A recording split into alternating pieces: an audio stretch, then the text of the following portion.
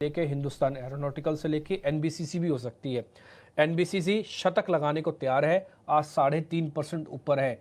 ऐसी क्या वजह है कि अब 100 के मुआयने पर वापस पहुंच चुका है? इसकी गिरावट का थम जाएगी। टेक्निकली मैं बता दूं, वीकली बेसिस पे बहुत बढ़िया सपोर्ट है जहां से पुल बैक ले रहा है। मेरे सहयोगी अभिषेक सत्यवर्तन ने कुछ और रिसर्च भी की है, वो आपको और जानकारी दे रहे हैं। अभिषेक जी बताएं।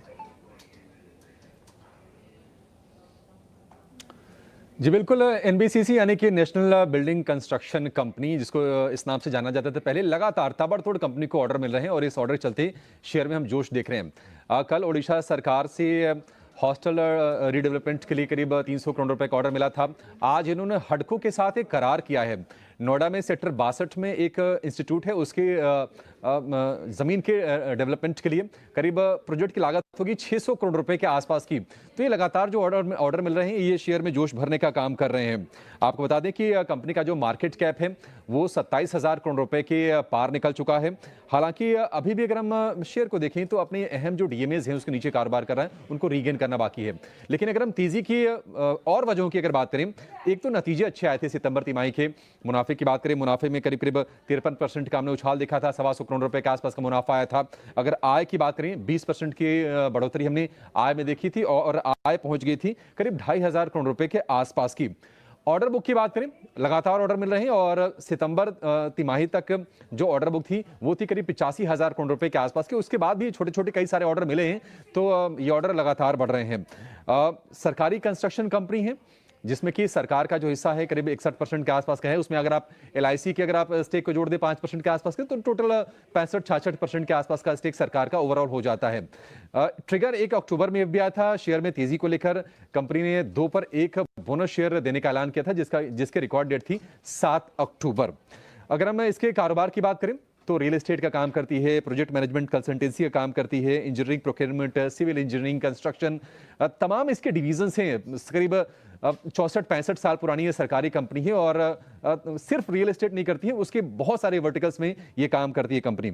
शेयर के चाल की बात करें, एक महीने में हालांकि आपको 7% की ही आपको तेजी दिखेगी, क्योंकि ऊपरी स्तर से शेयर नीचे आया था, फिर से चलने की कोशिश कर रहा है और एक साल में 120% के सॉलिड रिटर्न।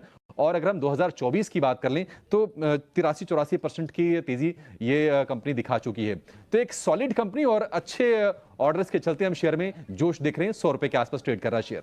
बिल्कुल अभिषेक, बहुत शुक्रिया आपका डिटेल्ड रिसर्च एनबीसीसी पर हमारे साथ शेयर करने के लिए। देखिए, आज सुबह इस स्टॉक को टच बेस हमने ज़रूर किया था क्योंकि खबर थी, लेकिन वो खबर के अलावा भी देखिए प्लॉट डेवलपमेंट के लिए हुडको के साथ एमओयू कंपनी ने साइन किया है, लेकिन वो एक खबर के अलावा कई सारे फैक्टर्स, कई सारे फंडामेंटल्स राइट फ्रॉम रिजल्ट से लेकर उनके पिछले ऑर्डर विंस तक, आपके लिए ये सब जानना बेहद जरूरी था कि एनबीसीसी में स्लो एंड इवेंचुअल मोमेंटम बन रहा है और ये मोमेंटम कितना आगे जा सकता है। आई थिंक कुणाल से तो हमने थोड़ी देर पहले एनबीसीसी पर उनकी राय भी ली थी। उनका ये कहना था कि 102 के लेवल्स अगर ये पार कर जाता है तब फिर यहाँ पर नजर बनानी चाहिए।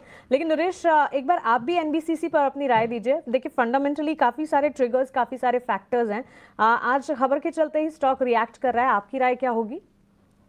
तो एनबीसीसी में एक short term bottoming out formation हुआ है, 86 के आसपास डबल बॉटम्स बने हैं और अगर ये सस्टेन करता है 102 के ऊपर तो एक रिवर्सल कंफर्मेशन होगा, 120 तक की अपसाइड हो सकती है। बट फॉर नाउ अगर प्रीएम्प्टिव ले रहे हैं तो 95 के स्टॉप लॉस के साथ कर सकता है। तो चलिए, ये राय एनबीसीसी पर मिलती हुई इस वक्त क्लियरली न्यूज बेस्ड इंपैक्ट है जिसके चलते स्टॉक फोकस में इस पर नजर हम बनाकर